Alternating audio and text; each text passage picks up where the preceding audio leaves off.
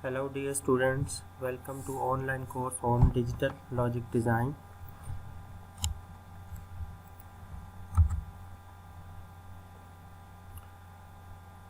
So we were discussing Boolean algebra and we started out with some basic definitions of few terms related to Boolean algebra, and then we also saw a number of rules and postulates that help us to simplify the Boolean expression.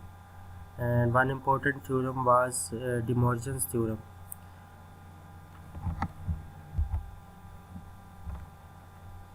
And we also solved a couple of examples to demonstrate how De Morgan theorems and other postulates of Boolean algebra are used in order to simplify the Boolean expression.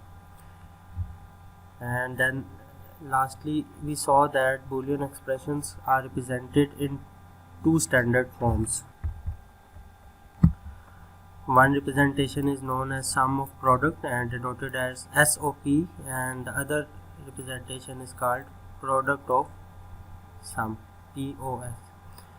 And we saw that in SOP representation the Boolean expression is represented in terms of a sum of various terms, and where each term is actually a product of variables. For example, A, B, C complement, A complement, B, C, etc. Similarly, in POS representation, the Boolean expression is represented in terms of product of various terms, and each term is actually a sum of variable. For example, A plus B plus C, A complement plus B plus C complement, etc. So we also saw that when we represent these two kind of expression using schematic, for SOP representation we have an OR gate at the last stage of our schematic, and this OR gate has its inputs coming from various AND gates. Similarly, in product of sum representation, the last gate in the schematic is AND gate, and it has its input coming from various OR gates.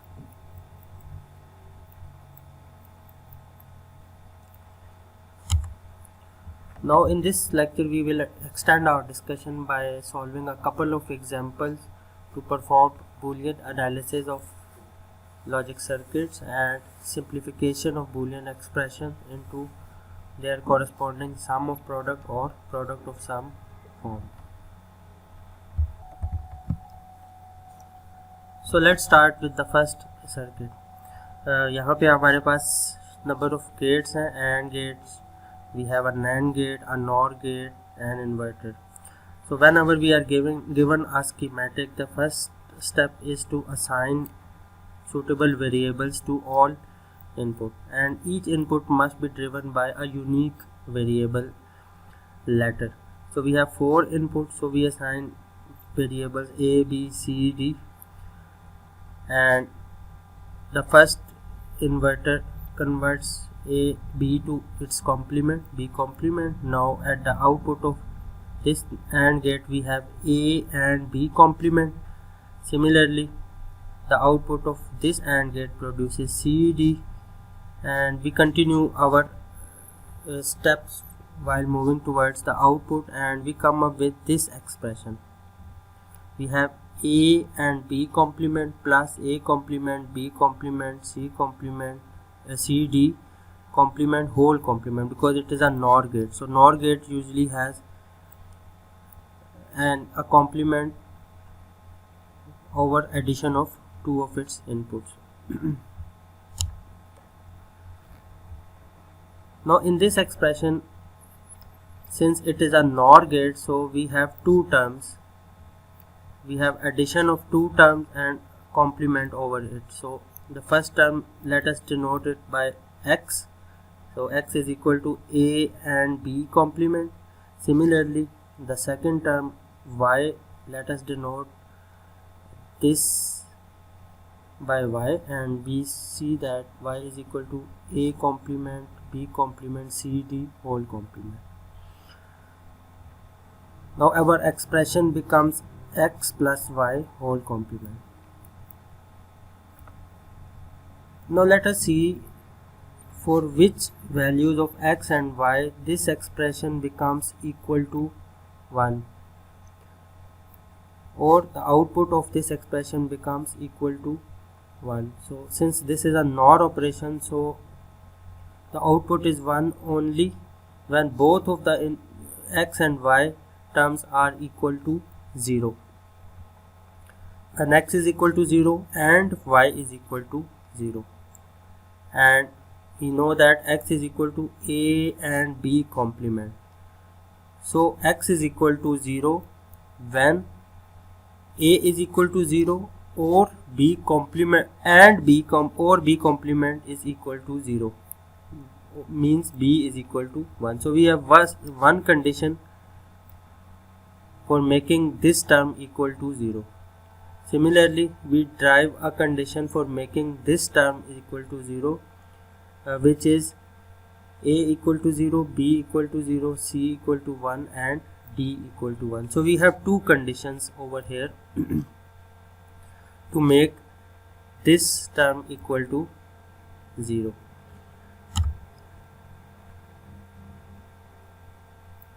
Now we represent these two conditions by this set of variables: A equal to 0, B equal to 0, C equal to 1 and D equal to 1. A equal to 0, so when we take B equal to 1, this term does not become equal to 0, so we cannot take this value. Since this is a OR operation means we can take any one of these values. So taking A equal to 0 from here, B equal to 0 from here, C equal to 1 and D equal to 1. Now since we have 4 variables and we make the truth table, it will contain 16 different combinations, and we will highlight the combination which is equal to this one. So A equal to 0, B equal to 0, C equal to 1, D equal to 1. This is the only combination of input that will produce 1 at the output. For all other combinations, the output would be equal to 0. So this is how we construct the truth table for a given Boolean expression. Now let us simplify this Boolean expression by applying De Morgan's theorem. Since we had NOR gate, so we had a complement over all the terms. By applying the De Morgan's theorem, you can see this from this slide. We already know how to apply the De Morgan's theorem. The basic concept is we apply the complement up to individual variable level. So if this is an addition operation, it is replaced by multiplication operation. Logical OR is replaced by and vice versa. And this complement is applied on each individual term and then up to each individual variable. So we simplify this and we obtain this term. It means that this whole expression after simplification becomes equal to A complement B complement C D. And you see from the truth table that this is the only combination that produces a 1 at the output, like this. So simplified expression, when we draw the schematic, it consists of 3 logic gates. The original expression consisted of 6 logic gates, whereas the expression after simplification consists of 3 logic gates. So this gives us a considerable saving in terms of hardware resources. Let's take another example. We have inverter, AND gate, OR gate and NAND gate at the output. So effectively this circuit represents complement of 2 terms. One term is A complement, B C complement, and the other term is C complement plus D. So this is sum term and this is product term.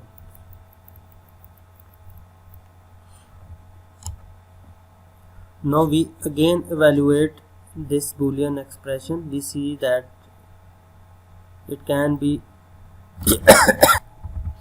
represented as x and y whole complement, where x is equal to a complement b c complement and y equal to c complement d. And since this is a NAND operation, and we can evaluate the conditions for output equal to 1. So x and y whole complement is equal to 1 when any one of these terms is equal to 0. If x is equal to 0 or y equal to 0. So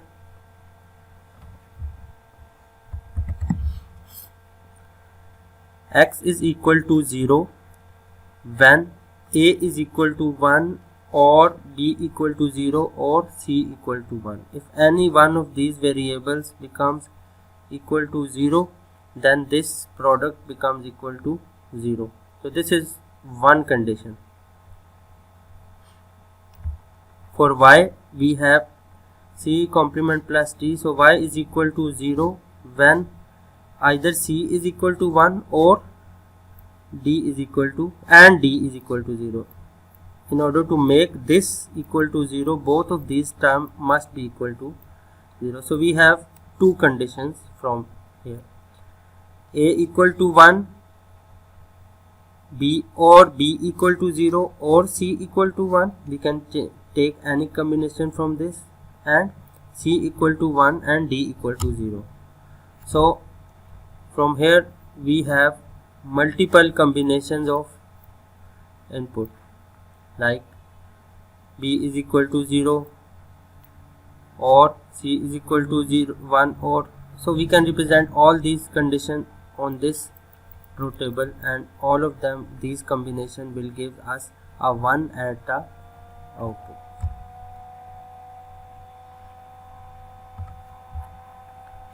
And let us simplify it by applying De Morgan's theorem. We again use the same concept.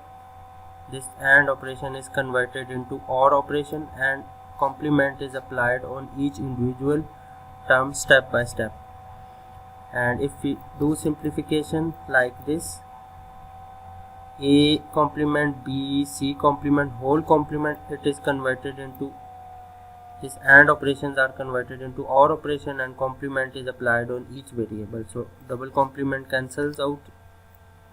We have a plus b complement plus c. Similarly, applying complement on this term, we obtain c d complement.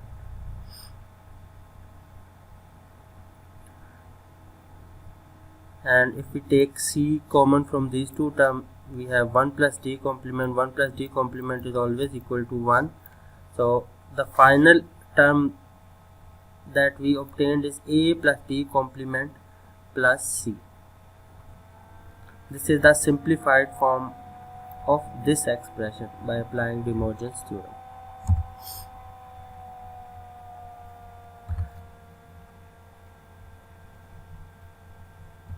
And again we can see that the output is now independent of the d variable. The output only depends on the c variable. So the previous truth table is now reduced to 3 variables because we don't have d variable in the simplified form. And when we make the schematic of this, we obtain this simplified schematic, which only consists of 2 logic gates.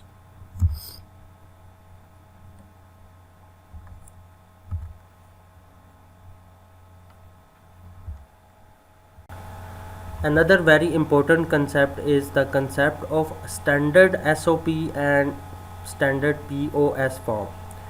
So in standard sum of product and product of sum forms, all the terms in the Boolean expression must have all variables on which the function is depending upon. For example, if we have a function f which is depending upon three variables a, b, c, and we want to represent this function in terms of standard SOP form. Standard SOP form, it means that in each individual term of this Boolean expression we must have all variables. For example, a complement, b, c complement, a, b, c, a, b complement, c, etc. It means if any one of the term in this Boolean expression does not contains all variable in the scope, then this representation is not a standard SOP representation, it is a non-standard SOP representation. Similarly, in standard POS form, again we must be having all the variables in each sum term of the Boolean expression. For example, a plus b plus c complement, etc., and so on. So another next step is, if we are given a non-standard SOP and our task is to convert it into standard SOP form, we can use the rule a plus a complement equal to 1. So in each term where any of the variable is not present, we can multiply that term with that variable which is absent plus its complement. We can use this rule to convert non-standard SOP into standard SOP. Similarly, if we are having product of sum representation and it is non-standard, then it is converted into standard form by using this rule, a into a complement equal to 0. So let us see this in detail with the help of an example. So here we have a Boolean expression a c complement plus b c complement, and from this expression we can see that we have three different variables a, b, c. It means that this function is depending upon a, b and c, and since the standard representation must be having all variables in each individual term, so this term does not contain the variable b. Similarly, this term does not contain the variable a. So first we standardize this term, so we multiply a c complement by this. We apply the rule b plus b complement equal to 1. So a c complement becomes a c complement into 1 plus b c complement becomes b c complement into 1, and this one is equal to b plus b complement, and this one is equal to a plus a complement.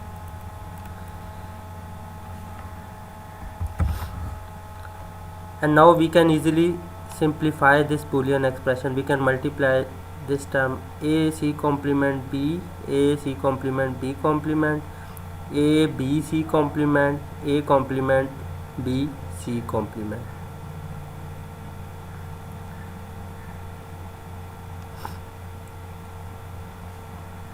And we can further simplify the terms, and we obtain this Boolean expression. We have these two similar terms over here, so they reduce to only one term. So this is how we convert a non-standard SOP into a standard SOP. Again I repeat, in a standard SOP form, all individual terms of Boolean expression must contain all variables on which this function is dependent upon. Let's take another example. Now this expression is represented in the form of product of sum. We have POS, and from this given expression we can see that there are four different variables a, b, c, d. So this function is depending upon four different variables a, b, c, d.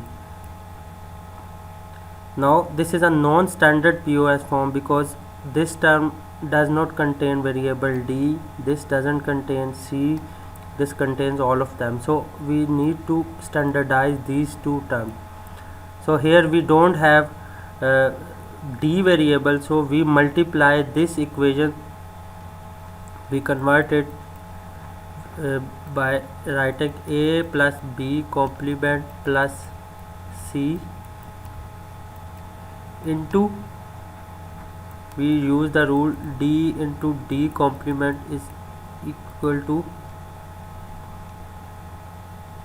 0. So we write a plus b complement plus c plus d into d complement. So when we multiply this, we get two terms. Similarly, we are given a plus b plus d complement. It does not contain that variable c, so we apply the rule a plus b plus d complement plus c into c complement. So when we multiply, we get a plus b plus c plus d complement into a plus b plus c complement plus d complement. So it means whenever we standardize any term by placing one variable, this term is split up into two different terms. So this term is converted into product of two terms. So this is how we convert a non-standard sum of product and product of some representation into standard form. An advantage of this is that when we have a standard SOP and standard POS form, then the further simplification of Boolean expression becomes easy. We can easily apply the rules of Boolean algebra to simplify it. So with this we conclude our lecture for this video, and in the next video we will continue our discussion. We will define some terms, min terms and max terms, and then we will go further in the simplification of Boolean expression with the help of K maps. So let us see you in the next video.